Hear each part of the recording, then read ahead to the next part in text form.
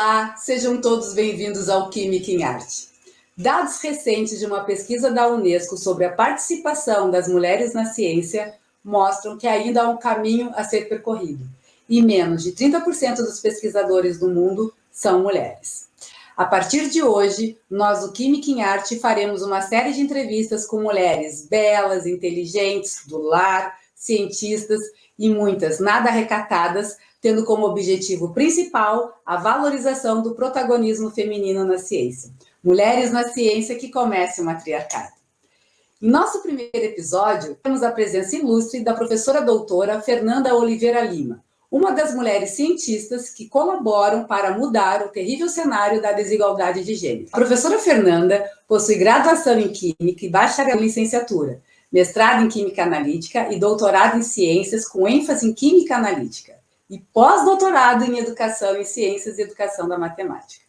Atualmente, é professora adjunta da Universidade Federal da Fronteira Sul, Campus Realeza, e coordenadora do PIBID no curso de Química Licenciatura. Seja muito bem-vinda, professora Fernanda. Muito obrigada pelo convite, é um prazer estar aqui.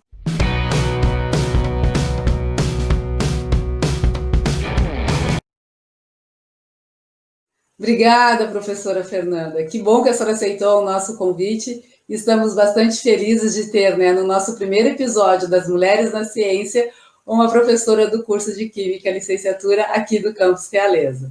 Muito obrigada.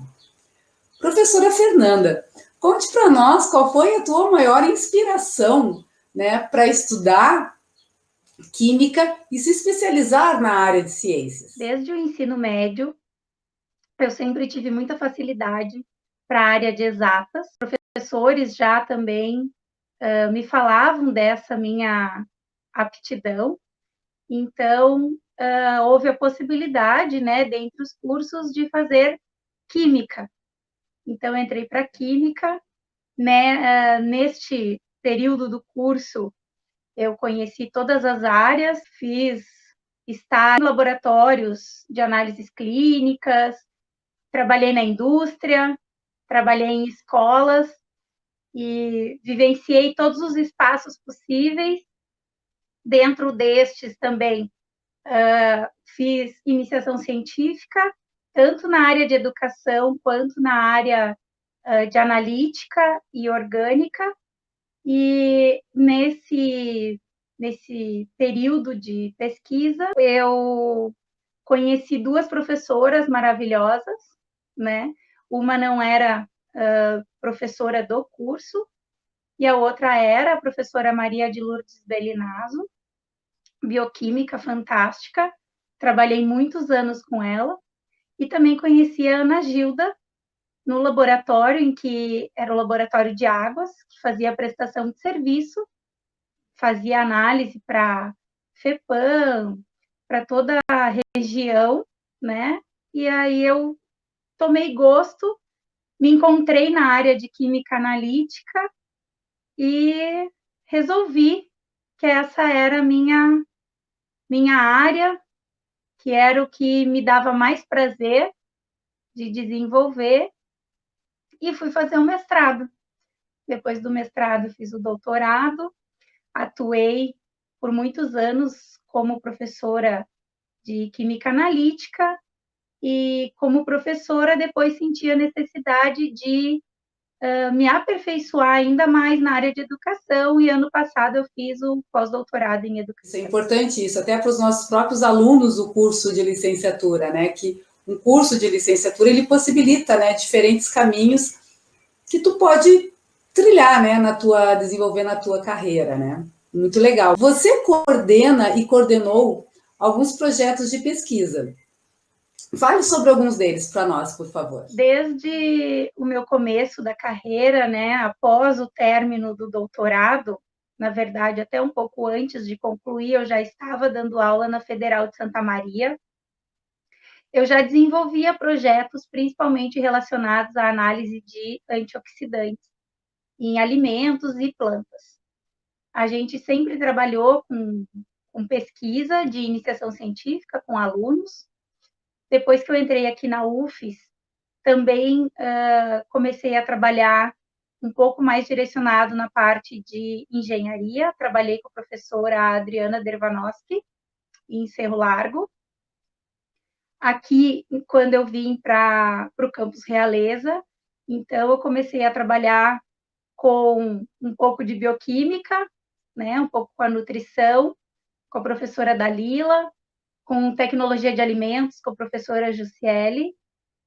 Trabalho também atualmente no grupo de pesquisa com o professor Letieri, o professor Clóvis Caetano, na área de biodiesel, né, biosustentabilidade, bioenergia.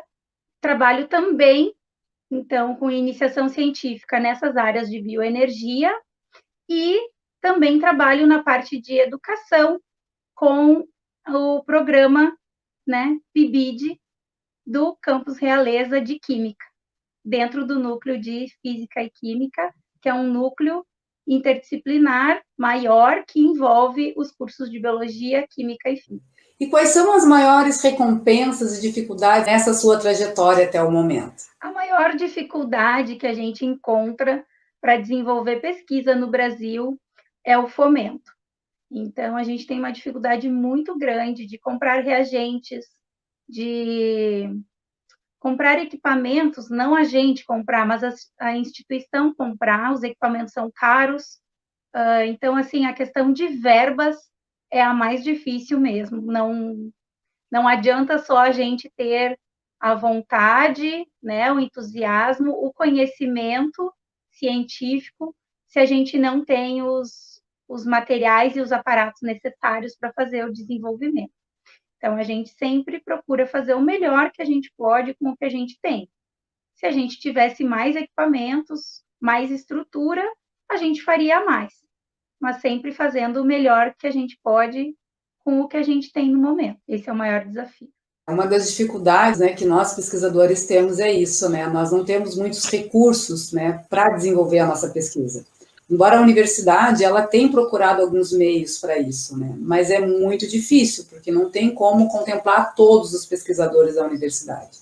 E quando a gente também, né, procura outras agências para que nos dê essa subsídio para que a gente possa desenvolver a nossa pesquisa, é muito difícil, porque a gente concorre, né, com muitas pessoas, né, com muitos pesquisadores e pesquisadoras, mas eu acho que para nós mulheres ainda uma maior dificuldade é o fato da gente, entre aspas, concorrer com homens, né? Então a gente acaba tendo um pouco de desvantagem em relação a isso, né?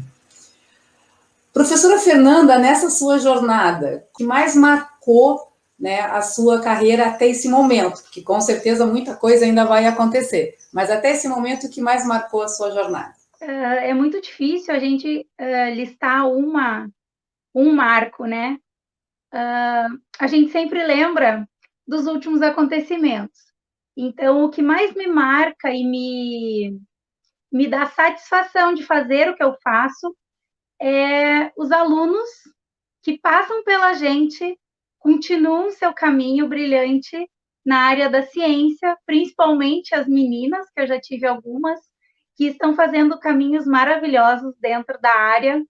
Então, isso é muito gratificante e é o que me move todos os dias a fazer melhor na formação, principalmente docente, quanto de novos pesquisadores. É o que me motiva, o que me marca diariamente esse progresso, né, dos alunos que passam por nós. É verdade, é verdade. Eu concordo contigo, porque para mim realmente a maior recompensa é essa, né? Porque nós nos dedicamos bastante, né, enquanto professores, os nossos alunos, né, também, não tem sábado, não tem domingo, e aí poder ver depois deles formados, né, estarem trilhando algum caminho, às vezes igual ao nosso ou diferente, mas procurando, né, correndo atrás. Fazendo agora, né, temos alunos no mestrado, alunos que já estão no doutorado ou indo para o doutorado. Eu acho que isso é a melhor recompensa que tem. Valeu a pena todo o esforço e toda a dedicação, né, nossa para com eles e deles conosco também, porque é uma troca, né? Então, a pesquisa é uma troca. A gente está aprendendo com eles, ensinando eles, mas aprendendo é um fluxo contínuo, né?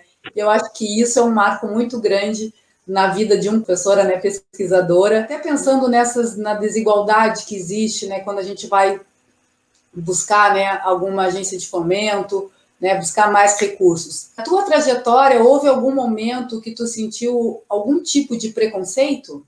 Na nossa área, que é a química, é histórico que ela sempre foi marcada por homens, né? Claro que sempre tiveram umas mulheres fantásticas, né, por trás deles ou ao lado deles, para que eles fossem tão bem-sucedidos na ciência. Mas faz pouco tempo, né, que as mulheres têm sido reconhecidas. Então, em todos os espaços que a gente vai, principalmente os espaços que são mais masculinos, me parece que a gente precisa provar que a gente é competente e sabe do que está falando. Então, esse é o maior desafio também, enquanto mulher, numa área muito masculina, porque a gente precisa constantemente estar provando que a gente sabe o que está dizendo, que a gente estudou para aquilo e que a gente tem conhecimento do que está falando. Então, é um desafio diário, essa questão é muito velada, né? Não é algo declarado contra a mulher, é sempre implícito. Então, mas a gente percebe que quando uma mulher fala, às vezes fazem umas caras diferentes, ainda mais se ela for nova, né, e tiver uma boa aparência. Dados recentes, né, mostram que, por exemplo, se pensar nas mulheres na área, se pensar nas áreas, né, de química, física, matemática, medicina, engenharia, né, o número de mulheres atuantes, o número de mulheres que são reconhecidas é muito pequeno comparado com os homens. E dentro da nossa própria historicidade, a gente pode ver, por exemplo, em relação ao Prêmio Nobel, né, se olharmos quantos, né, prêmios Nobel existe, né, já houveram, foram quase 500 que já foram dados, né, que contempla pessoas que possuem destaque na sua área, seja na área das exatas, ou seja na área das humanas, e as mulheres ainda apresentam um número muito pequeno, cerca de 3%. Certo? Então, assim, é uma desigualdade muito grande entre homens e mulheres. E, de fato, as próprias pesquisas mostram, né, que quando for, por exemplo, para fazer uma busca de dados, né, sempre aparecem mais homens.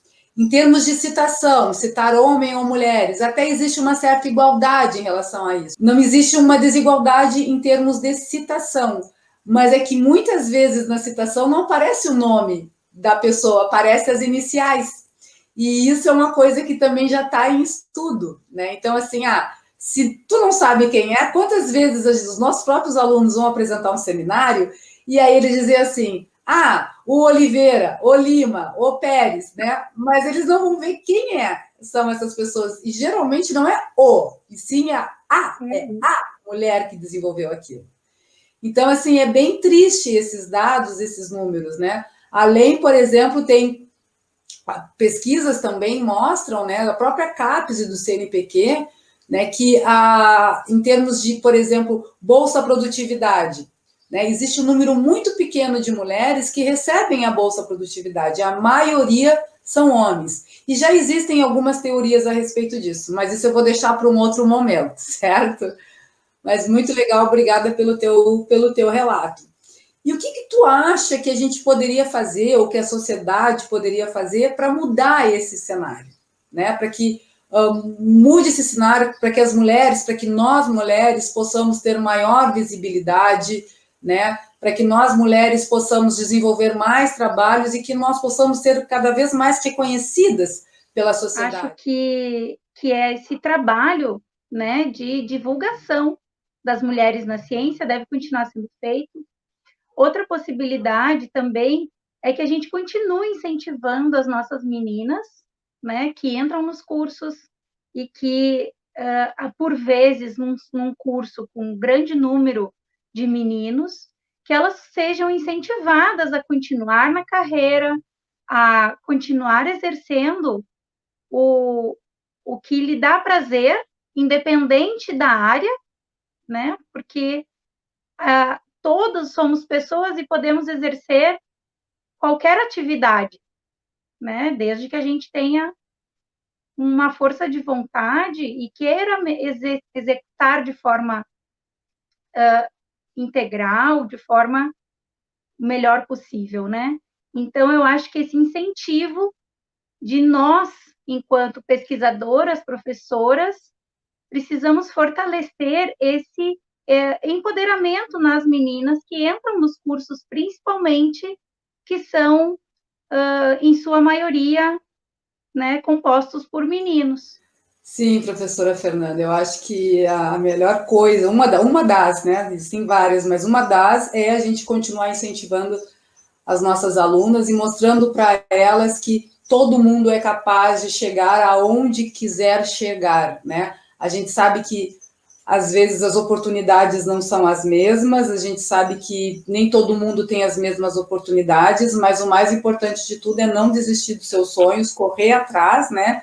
E com certeza se dedicar, né? Porque a gente hoje, se estamos hoje na posição que estamos, né, como professoras de uma universidade, fazendo pesquisa, trabalhando com ciência, não foi algo fácil para nenhuma de nós, né? Nós nos dedicamos bastante para estarmos aqui, e eu acho que essa mensagem a gente tem que passar a todo momento para elas, né? Que elas também são capazes. Todo mundo tem obstáculos na vida, cada um com os seus, claro, né? Individual. Mas o mais importante é a gente ter perseverança, paciência e foco no objetivo. Professora Fernanda, nos diga uma mulher cientista que marcou a sua história de vida. Bom, eu tenho uma professora que foi minha professora enquanto eu fiz uma parte do doutorado na Unicamp, que é a Carla Beatriz Grespan Bottoli. Ela é uma super pesquisadora, ela é maravilhosa, ela orienta muito bem, e ela é uma mãe fantástica também. Então, eu tenho ela como uma super mulher que consegue conciliar tudo e é muito competente no que faz. Outras mulheres também me vêm à mente, que uma delas eu fui colega no mestrado, ela terminou o doutorado antes, né? Ela atualmente é professora na Universidade Federal de Santa Catarina, a Cristiane Yost. Eu sei que ela faz várias palestras também sobre mulheres na ciência. E outra professora que também é muito renomada na área, principalmente na área de física, ela é uma física, a Cristiane é química, é a professora Márcia Barbosa, da Universidade Federal do Rio Grande do Sul. Ela também faz palestras sobre a importância, né, da mulher na ciência. Nossa, que legal! Será que elas aceitariam estar conosco, ter uma conversa? Seria bem importante. Por que não, né? Seria bem legal a gente poder, né, também trazer e divulgar essas mulheres, né? Porque às vezes quando a gente pergunta, uma mulher cientista, a gente sempre às vezes pensa na história, né? Na história da ciência, não que elas não sejam importantes, mas é muito importante, Fernanda, e muito legal. Muito obrigada por tu trazer mulheres agora que fizeram parte da tua história, né? Que colaboraram para o teu desenvolvimento e que também levantam a bandeira, né? Dessa questão da divulgação científica em relação às mulheres e também do empoderamento das mulheres, né? E com certeza, como tu mesmo relatou, todas elas são mulheres, mães, do lar, né? E cientistas e desenvolvem um brilhante trabalho. Algumas delas eu conheço, né? Já tive o prazer de conhecer e sei que são maravilhosas. Que bacana, que legal. Então, sim, professora, nem todas são mães, né? Mas nem por isso elas deixam de cuidar da sua vida pessoal, né? Então, são mulheres que preservam a sua vida pessoal e profissional e conseguem conciliar tudo e serem ótimas profissionais no que fazem. Bom, Fernanda, tu sabe, né? A gente, enquanto orientadoras, né? Vamos dizer assim, a gente é um pouco mãe, né? Ou acho que assim, queremos, né? Desenvolver um bom trabalho com os nossos alunos, cobramos deles, né? Responsabilidade, compromisso, ética, né? Mas a gente tem esse nosso lado de mãe, de estar sempre acolhendo eles em diferentes momentos, né? Eu sei porque eu também acompanho um pouco da tua trajetória, tu acompanha um pouco a minha, e é bem natural isso, né? A gente acaba acolhendo eles como filhos, e muitos enxergam a gente, né, como uma mãe postiça, uma mãe científica, né? E eles dão outros tantos nomes para nós, assim, que é muito legal, né? Então, isso é bem recompensador, né? A gente vê, né, esse carinho que os nossos alunos, as nossas alunas têm por nós, né? E quando a gente abraça e acolhe eles, então, né, é melhor ainda, né? E eles a nós também. Né? Professora Fernanda, então, para finalizar o nosso primeiro episódio das Mulheres na Ciência, primeiro eu gostaria de agradecer imensamente a tua participação, né, aqui nesse quadro, nessa ação, né, do nosso projeto, que é um projeto por várias pessoas, e tem várias pessoas que estão se dedicando e trabalhando bastante, né, nesse projeto. Então, assim, muito obrigada pelo seu relato, pela sua historicidade, né? Gratidão, né, por disponibilizar um tempo, né, da tua vida, da tua agenda para estar aqui conosco conversando.